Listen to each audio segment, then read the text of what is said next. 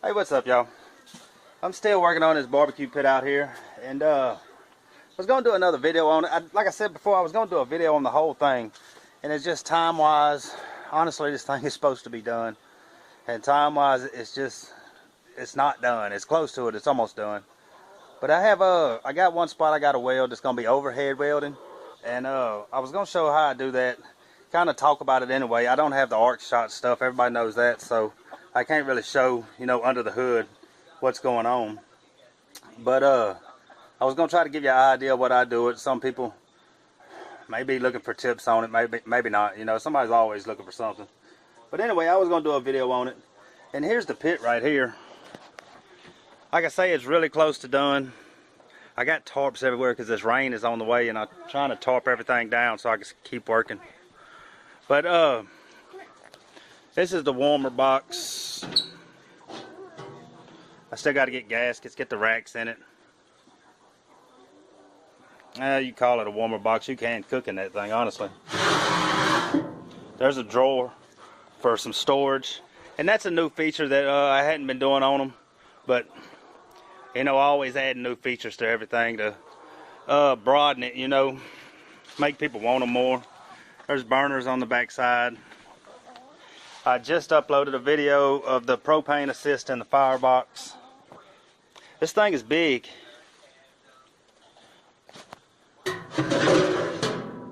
But what we got, everything's welded out on it now, or 99% of it, except for up under here.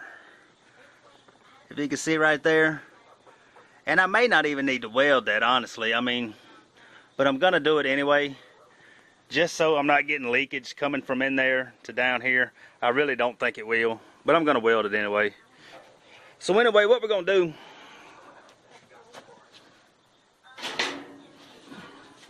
it's 3/16 plate. So you would typically stay at whatever you were running it at, running the flat welds or these doggone chickens. Look at this. Chickens are everywhere out there. Oh man, y'all should have seen it yesterday. I went to town, me and my son, and we didn't have that door closed good, the front door, and that dog come out of the house, and apparently all these chickens went in the house. There was chicken crap everywhere. Everywhere. And then by the time, of course, we got home, the chickens were back outside. They went back to the coop, but it was chicken crap everywhere. But anyway, you would stay the same, basically the same settings as if you're running flat, because you can see there's no major gap problems under there. One side is a weld from a corner joint, outside corner joint weld, and there's no big gap or anything. So I'm going to keep the settings the same, which on that machine, it's that machine is lettered, and so it's going to run about, I would say, about 20 volts. About 20 volts, about 230 to 240 wire free speed. And so when we get in here, it's basically, a lot of people overthink it. A lot of people don't. And if you already know this, I know a lot of people, somebody said something about I'm giving first grade tips or something. A lot of people don't know this stuff, so it's helping somebody. So anyway, you're going to get in it, and I'm going to pull it. Just keep pulling it back. I'll be slanted back. I'm going to try to stay basically straight into it, but I know eventually I'm going to pull back. I'm going to slant back towards it where I'm pulling the weld. I know I am, because it's going to be a bad position. I got to get down and bend all up under this thing, and that's going to be one of your main things, getting in position on it. Just because it's called overhead don't mean that you're reaching up somewhere. I got to squat down and get under that thing, so it is overhead welding. And but I'm going to get in there and just start trying to pull it. I'm going to try to get some video of it, but I know it's not going to pick it up good. And so I'm going to run some of it in there and then let you see it and kind of try to tell you what I was doing.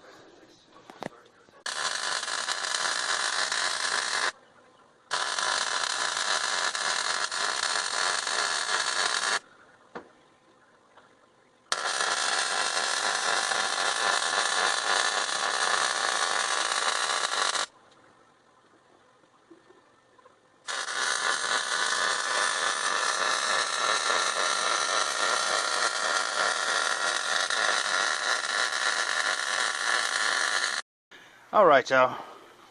I know you can only see so much when I do that. When I'm doing when it's video of me welding it. And I need to get set up at arc shots. I'm actually supposed to be getting some more camera stuff here soon. And I'm actually waiting to see if I get one for Christmas before I buy one. But anyway, you can see it in there. I had to run I started with some short passes there. Because I tried to start like this. I tried to start where I could watch this back side. And what I'm doing is pulling down into this one, going back. Not really a C shape, just pulling down into it and going back, connecting it, burning into this side, pull this way a little bit, burn into that side, pull this way, burn back, just steady going. And I mean, I'm keeping a real short arc on it, trying to stay in it as much as I can. You will have kind of a habit of pulling back, of getting your arc too long when you're in a position like that. I mean, because you're already crowded up under there, you're trying to see it. And like I say, I tried to start where I was watching this side of it and not that side. But I got down here and I realized I could see better from the other side. So I just kind of moved around where I'm pulling the weld, which is giving you better penetration anyway, and doing the same thing. Just pulling it out, going back. When it burns in, pull back, burn in. Just steady going. Now if your gap gets a little wider, you're going to have to turn that heat down and try to stay in it. Stay in your puddle. Try not to come out too far, you know, to get away from it. But try to stay up in your puddle and just keep going. Just keep going. I didn't have a lot of gap to fight with there, so everything was pretty good on it. Only thing I should have done, I should have started here, say like right here, and ran that pass out, and then came and ran that pass out, and the tie-ins would have been better. They're a little knotted up right there, but not bad. But if you always start that side where you're tying back in to the beginning of the last pass, their tie-ins will come out a little bit better. But that's it, man. If you wanted to go, I mean, if you felt like you needed to, this don't need it at all. But if you wanted to try to multi-pass it, you would just come back, start on the bottom toe of that weld, and do the same thing. Come on down, same thing. And then again, you're just pulling it. Not really a whole C, more like that right there. And then go back, go back. If that makes sense, man. I know it's kind of hard to explain or hard to understand. Get up off this ground. I know I can't get the best explanation. If I had arc shots, it'd be better. Hopefully I will be getting it soon. As I need to change a lot of stuff on the camera. Everybody's been telling me. And I know I do. I just hadn't done it yet. But anyway, man, I hope that little bit of advice will help somebody. I think I'm going to start doing more welding videos. I got to get, I'm trying to figure out more what people are wanting to see. YouTube's cutting a lot of stuff back. I'm sure y'all have heard about that. So I'm trying to get into more stuff that people are wanting to see.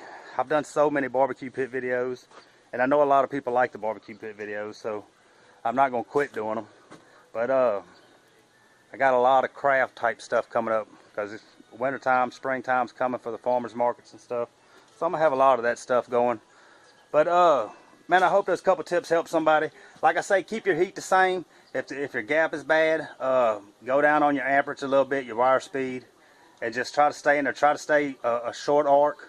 Stay in your puddle. Try not to leave that puddle, because then you're just going to end up with problems. It's going to start spitting and sputtering. If you got a gap, the wire is going to start kicking through it, and it's going to try to leave the weld. But try to keep a close arc on it. Get where you can see it. When you're overhead, it's not the same as flat or anything else, or downhill or anything. You got to get where you can see it. But that's really with any weld, so you should already know that. And just try to burn into it, man. Try to stay into it. Keep on each side. Make a slight, it's almost a check mark type of movement. But you can just go straight back and forth with it too. Mess with it a little bit and see what you got, man. And but anyway, I hope that helps somebody. I'm going to get back to working on this thing, try to get it knocked out. I know this guy's waiting on it. I got to do another one behind it. So anyway, we'll see y'all on the next one, man. I hope that helps somebody.